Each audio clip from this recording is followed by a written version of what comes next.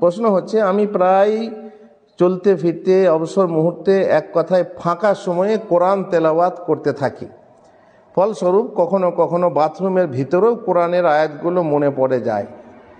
এই অবস্থায় আমি কি গুনাহগার হব? দেখুন ভাই, আমার মনে হয় আপনার গাড়ি খুব ভালো, সবসময় মানে চলতে থাকে, কিন্তু গাড়ির ব্রেক নেই মনে হচ্ছে। গাড়িতে ব্রেক দিতে হবে, যে যত ভালোই গাড়ি হোক, দামি গাড়ি হোক, সবসময় চলমান গাড়ি হোক, গাড়িতে ব্রেক না থাকলে মুশকিল। কোরআন পড়ছেন আর আপনি বলছেন বাথরুমে গেলে আমার ব্রেক হয় না, আমার কোরআন আয়াতগুলো মনে পড়ে যায়। এটা কিন্তু ঠিক না। এগুলো হচ্ছে মনের, যদি আমি না খারাপ লাগবে আপনাকে শুনতে, এগুলো মনের বদমাশি। মনকে মানানো যায় না, এটা হচ্ছে মনের বদমাশি।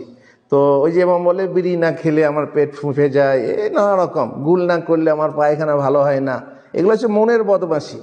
তো আপনি কোরআন পড়তে থাকেন, জিকির করতে থাকেন, ভালো কথা, কিন্তু বাথরুমে গেলে আবার ব্রেক হয় না, মানে ব্রেক করা যায় না, মানে আটকানো যায় না, আমার মনে বা আমার মুখে কোরআন চলে আসে, কথা ঠিক না।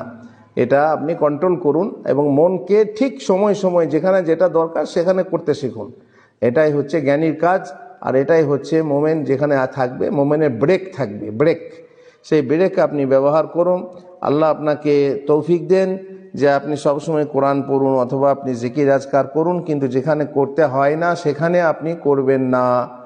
আপনি স্ত্রীর কাছে গেলে, স্ত্রীর বিছানায় গিয়ে সেখানে আপনি রোমান্স করবেন, রোমান্সেও আপনি কোরআন পড়বেন, এটা বলবেন যে আটকে আমার মুখ থেকে বেরিয়ে যাচ্ছে, তাহলে আপনার সমস্যা আছে। যদি এরকম হয় তাহলে ব্রেনের সমস্যা থাকলে পরে এরকম হতে পারে।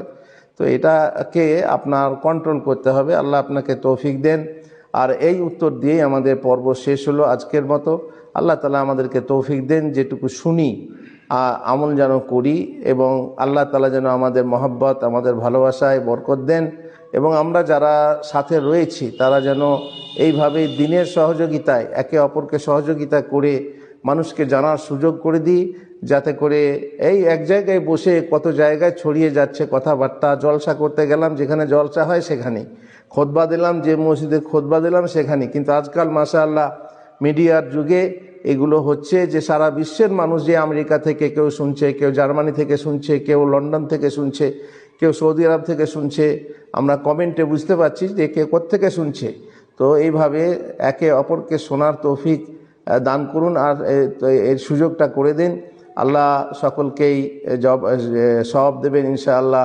ওয়া সাল্লাল্লাহু আলা নবিয়িনা মুহাম্মদ ওয়া আলা আলিহি ওয়া সাহবিহি আজমাইন।